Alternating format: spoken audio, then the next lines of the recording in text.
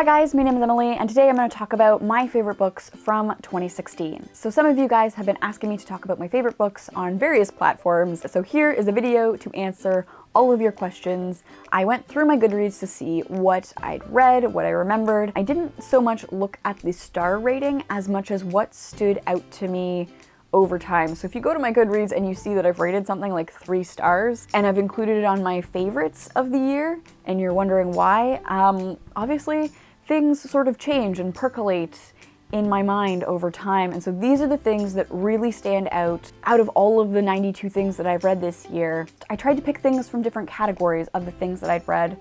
And except for the last one, which is my overall favorite, these are just good reads that I had fun reading over the year. So I'm going to start with a picture book, age 3 to 5. This is The Fantastic Flying Books of Mr. Morris Lessmore by William Joyce.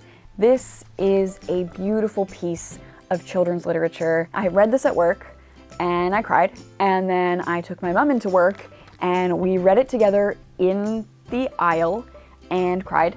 And so then I gave it to her for Christmas. And since then, I have been recommending it to so many people. It's a picture book for children, but it's also very much a story for adults. It's about growing up and loving literature and finding stories and what stories mean to the next generation. How do we leave our mark here in the world?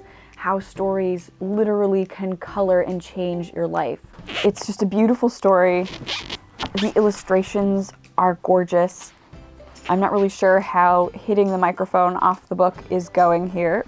And as a person who's interested in writing and who's interested in how writers leave a mark in the world, how stories shape lives, I really, really enjoyed this, and I would highly recommend that you pick this up for young people and old people in your life. So the second book on this list is a piece of children's literature that for years I hated. I 100% hated this story. I'd been forced to read it in school so many times as a kid, and then we picked it for a book club this summer, and I read it, and I had a whole new appreciation for it. I have goosebumps talking about it right now.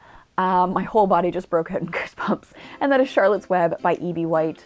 I have a whole new appreciation for the cleverness in this book, the things that you could do with this book as a teacher, the messages that you could pull out, not just for kids, like you could pull out fairly simplistic messages for kids, but for adults reading this, revisiting it, it's phenomenal. I mean, it's the classic story of Wilbur and Charlotte. Charlotte saves the pig by writing words in the web, and then he doesn't get eaten. The social and political commentary that you can draw from this text, this is the reason that I love academia. This is the reason I want to be a professor. This is what I want to do. And this book just embodied all of that. It was such a fun experience, and it was great to prove myself wrong, to read this and give it another chance and see it in a new light. I love it. I love it. Has to make the list. The next book that makes this list, again, children's literature in the 9 to 12 category. It's also a piece of Canlit, and that is The Nest by Kenneth Oppel. This I have talked about before, the idea that you could really use this text to teach. Again, it's a piece of children's literature that you can pull a lot from. It's also a really interesting story. On the surface, the idea of wasps replacing a baby is sort of horrific. It's a really creepy story. I have been recommending this to so many people at work. I would highly recommend that you pick this up. The next thing that I had to include on this list, just because I don't read a lot of graphic novels, but I really enjoyed this. I have gotten sucked into this story so quickly, and there's so much that I see going on, so much sort of ties into my own research interest, and that is the Amulet series by Kazu Kibuishi. Like, it's beautiful and dark and creepy, and I love the female character lead.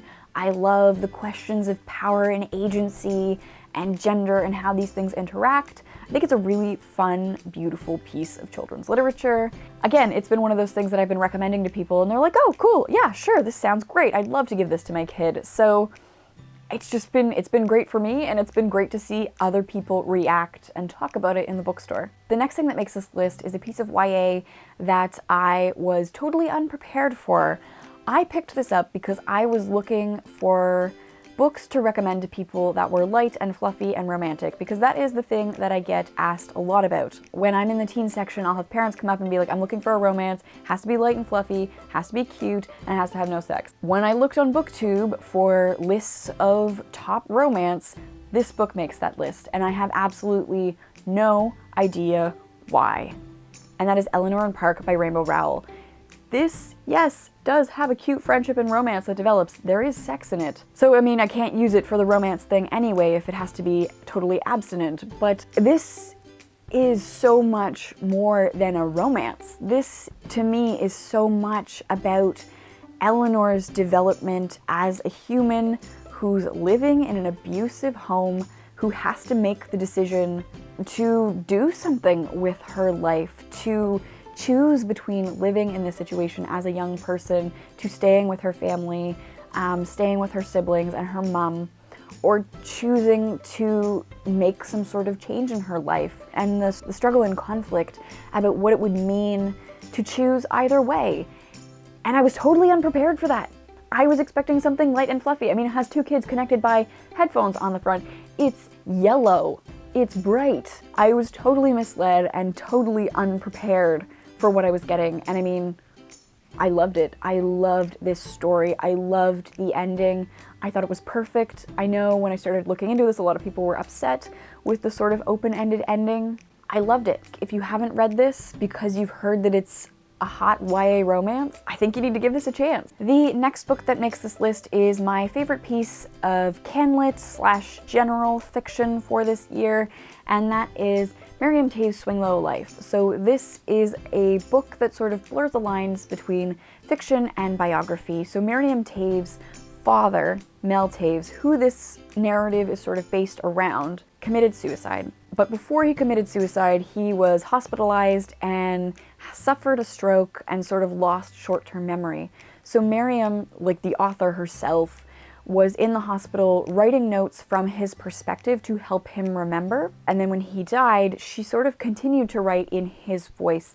And the result is this book. And it is a really heart-wrenching, real look at mental health and the failures of the mental health system. And I have read this book 3 times in 1 year, and I have marked the living daylights out of it. This book is totally unusable to anyone other than myself. There are so many of my thoughts in this book now. It's an important read to sort of think through our assumptions about mental health and the mental health system, about the medicalization of bodies, about power and agency. It is absolutely phenomenal, and I would highly, highly recommend that you pick this up. The final thing that makes this list is my favorite book overall. This is the book that I have been saying, if you read one thing before the end of 2016, make it this book.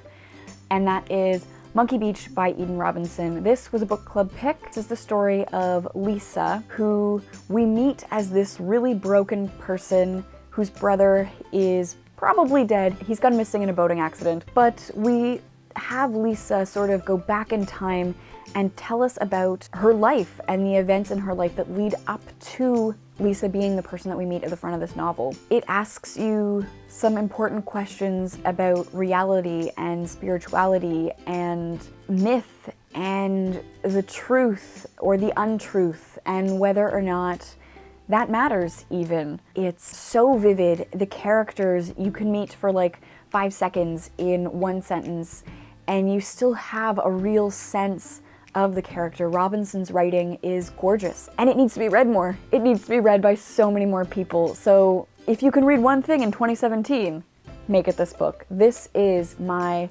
favorite book of 2016. Possibly my new favorite piece of canlit too. I've been holding on to Robertson Davies and Michael Ondaatje for so long as my favorite Canadian authors, and I think this might be it. I think this might have just usurped their position. So let me know some of your favorite reads from 2016.